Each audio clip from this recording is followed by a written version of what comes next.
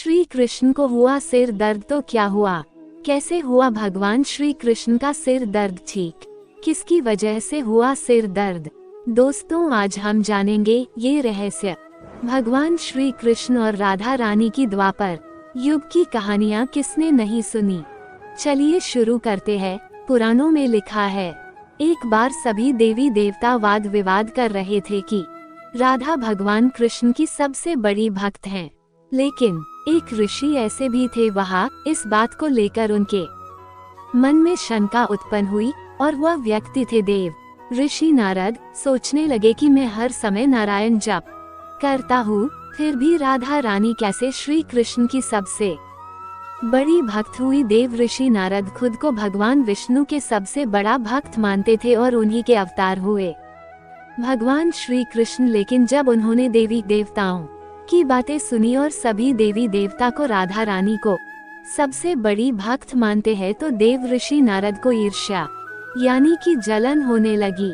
भगवान श्री कृष्ण को देव ऋषि नारद के स्वभाव का मालूम था। एक दिन देव ऋषि नारद भगवान श्री कृष्ण से मिलने पृथ्वीलोक द्वारका पहुँचे। उन्होंने पूरी द्वारका का भ्रमण किया और श्री कृष्ण से मिलने के लिए जाने लगे। जब श्री कृष्ण ने अपनी दिव्य नेत्रों से उन्हें अपनी ओर आते देखा, भगवान श्री कृष्ण ने अपना सिर पकड़ लिया और वहीं बैठ गए। देव ऋषि नारद जब उनके समीप पहुँचे तो श्री कृष्ण को देखकर देव ऋषि नारद आश्चर्यचकित हो गए। देव ऋषि नारद ने भगवान श्री कृष्ण से पूछा, प्रभु क्या हुआ है आपको जो आप अपना सिर पकड़कर बैठे हो। भगवान श्री कृष्ण बोले, देव ऋषि आज मेरे सिर में बहुत दर्द हो रहा है। ये सुनकर देव ऋषि नारद को आश्चर्य हुआ और मन ही मन सोचने लगे, जिन्होंने सृष्टि की रचना की उनके सिर में दर्द कैसे हो सकता है। देव ऋषि नारद श्री कृष्ण से बोले, मैं आपकी किस प्रकार सहायता कर सकता हूँ जिससे आपका सिर दर्द खत्म हो जाए। भगवान श्री कृष्ण ने कहा, जो मेरा परम भक्त है इस सृष्टि पर, अगर वो अपने पैर धोकर उस चरण अमृत को मुझे पीने को दे, उस चरण अमृत से मेरा सिर दर्द पल भर में बिल्कुल खत्म हो जाएगा। श्री कृष्ण के मुंह से यह बात सुनकर देव ऋषि नारद पल भर के लिए सहम गए और सोचने लगे, मैं श्री नारायण यानी कि श्री कृष्ण का परम भक्त हूँ, मैं खुद प्रभु के चरणों का दास हूँ, तो मैं अपने चरण धोकर प्रभु को कैसे चरण अमृत दे सकता हूँ। मुझे घोर पाप यानी कि नरक जाने जितना बड़ा पाप लगेगा,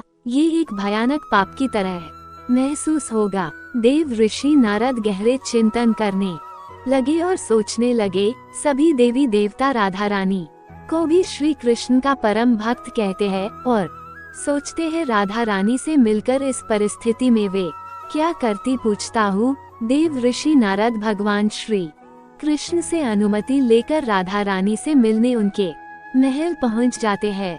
नारद ऋषि ने भगवान श्री कृष्ण के बारे में राधा रानी को सब बताया और उनके उपचार के बारे में भी सब बताया। उपचार सुनकर राधा रानी एक पल देरी किए बिना अपने पैर धोने पहुंची और चरण अमृत लाकर देव ऋषि नारद को दिया और नारद मुनि से कहा, मुनिवा मुझे ये नहीं मालूम कि मैं इस संसार में सबसे बड़ी कृष्ण भक्त हूँ या नहीं, लेकिन मैं अपने भगवान श्री कृष्ण को इस पीड़ा में नहीं देख सकती हूँ। राधा रानी के मुख से ये बात सुनकर नारद मुनि की आंखों से भ्रम दूर हुआ और नारद ऋषि समझ गए कि राधा रानी कृष्ण की सबसे बड़ी भक्त हैं और भगवान श्री कृष्ण की इस लीला को भी समझ गए। इस लीला का उद्देश्य मुझे समझाना था। दोस्तों हमें इस बात से ये समझना चाहिए कि जो हम सोचते हैं जरूरी नहीं है कि वो ही सत्य है, इसलिए हमेशा सामने वाले की बातों मान को देना चाहिए। जरूरी नहीं कि हर टाइम हम ही सही हो।